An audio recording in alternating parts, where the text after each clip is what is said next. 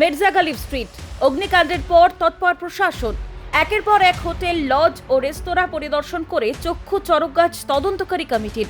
অগ্নি নির্বাপন ব্যবস্থা না থাকার অভিযোগে এবার 25টি হোটেল ও রেস্তোরাঁকে শোকজ নোটিশ দিল দমকল কর্তৃপক্ষ।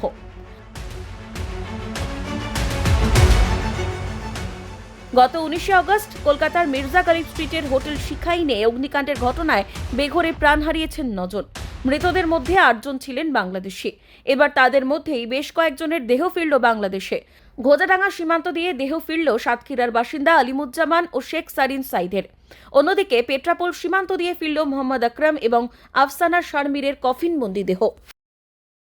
আমি আমার গাড়িতে দুটো এনেছি, বাচ্চা আর ওনার বাবাকে।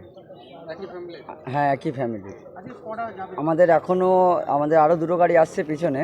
ওই দুটো গাড়িতেও একটা গাড়িতে আছে দুটো, আর একটা গাড়িতে একটা সিঙ্গেল আছে। আমাদের এখানে পেট্রাপোল বর্ডারে হ্যান্ড ওভার করার আছে।